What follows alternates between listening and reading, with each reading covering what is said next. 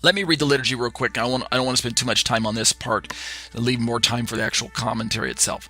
Let me just read, for those of you who are with me in the live class and those watching the YouTube video, I'll read the ESV English over on the left side of the screen, and then I'll just turn right over and read the right side, the Hebrew. I think I'll read all English, and I'll go back and read all Hebrew and keep it like that. All right, verse 8, Exodus chapter 20. We're used to reading this. This is out of the 10 Commandments. Verse 8 says, "Remember the Sabbath day to keep it holy." Verse 9, 6 days shall you labor and do all your work. That's verse 9. And the verse 10, "But the seventh day is a Sabbath to the Lord your God. On it you shall not do any work, you or your son or your daughter, your male servant or your female servant, or your livestock, or the sojourner who's within your gates."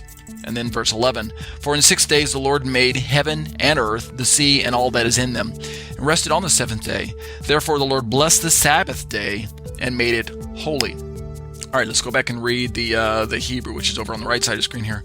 Verse 8 says in the Hebrew, "Zochor et yom ha-Shabbat l'kadsho." Verse 9 right here. Sorry about that. Can't get the highlight right. There we go. Verse 9 says, "Sheshet yamim ta'avod va'asit kol melaktecha." Verse 10 right here. Let's try that again. There we go. Well, my highlight's not working right now, but you guys can see the verse. Verse 10 says, "V'yom hashvi'i Shabbat la'Adonai Elohecha lo ta'aseh chol malacha ata uvincha uvitecha avdecha va'amatcha uvhemtecha v'gercha asher bisharecha." And then verse 11, the last verse right there, says, "Ki sheshet yamim asa Adonai et hashamayim ve'et haaretz et hayam ve'et kol asher bam ve'yanach bayom hashvi'i al ken berach Adonai et yom hashabat vayikad shehu." Now, the part that to me is easy to understand, and you can see this in the English, but it's even more dramatic in the Hebrew, is that Moshe tells us that the seventh day is the Sabbath day. And he does this by way of indicating in the Hebrew the definite articles. And so, the definite article. So in the Hebrew we have ha-Shabbat right here. The first letter right there is ha, which corresponds to our English the. This gives us a definite article. So, Zochor et Yom ha-Shabbat. Remember, and then this right there, that's a particle that doesn't correspond in our English to any word. It's simply the sign of the definite article. So it's a grammar tag. It doesn't actually correspond to any corresponding English word. Otherwise, we would have two thes in the sentence. It would say, "Remember the Sabbath day." But so we don't translate that. It's an untranslatable particle. And in English, we don't use particles. We use articles. But the very three words away, we do have the article. The article. So we have Zochor et Yom ha-Shabbat. Remember the Sabbath day and keep it holy. And then it's within that context that Moshe says, "But ha-Shvi'i." We have the same article right there. Ha there and ha there correspond with the and the. So thus we can understand right away that ha-Shabbat, the Sabbath, corresponds poetically, because he uses parallelism, to ha-Shvi'i. And this is the seventh. So we have and day the seventh, literally, the Yom HaShvi'i, which corresponds with Yom HaShabbat, right? Day the Sabbath.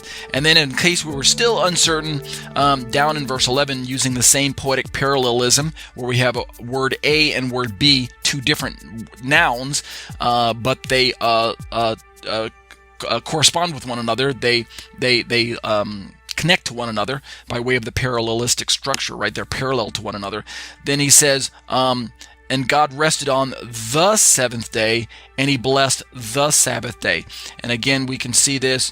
Let's see. Here we go. Ha-Shvi'i, the seventh day, and ha-Shabbat right here, the Sabbath day. So unmistakable in my opinion. But we'll get more into this when we look at the study. Let's turn now to the Apostolic Scriptures real quick. Romans chapter 14, which for many Christians is a Sabbath passage, but in the end we're going to find out, and hopefully we'll have time tonight, that this isn't really a Sabbath passage. It's really talking, I believe, about feast days and fast days and days of abstaining from food. But nevertheless, many commentaries tag this as a Sabbath day passage, so I'm going to use it in my Sabbath day liturgy. Romans chapter 14, verses 1 through, through verse 6. We'll read this real quick. Again, same thing. English, ESV over on the left. Greek, this time SBLGNT version over on the right. The ESV, starting in verse 1, says, "As for the one who is weak in faith, welcome him, but not to quarrel over opinions." Verse 2, "One person believes he may eat anything while the weak person eats only vegetables." One of these days I'm going to do a whole study on just this passage, this chapter. It won't be next week. It might be next week. We'll put it that way. It just might be. It depends on what your response is, the people who send me emails and people who watch my videos. So we'll see what happens. All right. Verse 3, "Let not the one who eats despise the one who abstains, and let not the one who abstains pass judgment on the one who eats, for God has welcomed him." Verse 4, "Who are you to pass judgment on the servant of another? It is before his own master that he stands or falls, and he will be upheld, for the Lord is able to make him stand." Verse 5, here's where we get into the ostensible Sabbath discussion. "One person esteems one day as better than another, while another esteems all days alike. Each one should be fully convinced in his own mind." Again, many believers have been taught that this is a Sabbath passage where Paul's simply telling you, hey, it doesn't really matter whether you pick Saturday or Sunday or Wednesday or Friday. Pick a day and honor it to God, and God will respect whatever day you choose. And we're no longer bound by the structure of the Mosaic law, where we have to conform to a seventh-day Sabbath. Under the new covenant promises made in Messiah, we're free to pick whatever day we want to. And you can hear there's a little bit of sarcasm in my voice, but there's some truth behind the notion that God is pleased with whatever day we choose to worship him on.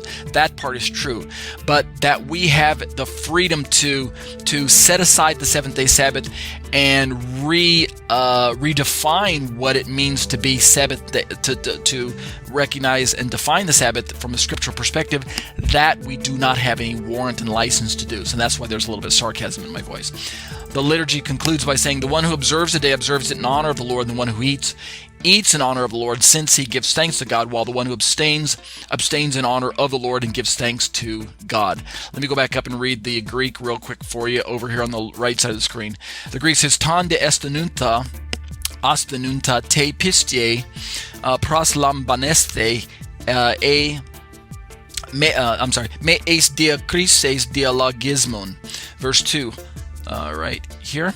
"Hos men pistue phagein pantaha de astenon lag canta estie." Verse 3. "Ha estion ton me estianta me exu theneto. Ha de me estion ton estianta me crineto. Ha theos gar auton prosalabato." Verse 4. "Su tis a hokrinon alatrion oikatain to idiokurio steke he pipte stat thesatai de dunate gar hokurias stasai auton." Verse 5. "Has min gar krine himeron par himeron has de krine pasan himeron ekastos into idio noi pleraphoresto." Verse 6. Let's try that again. There we go.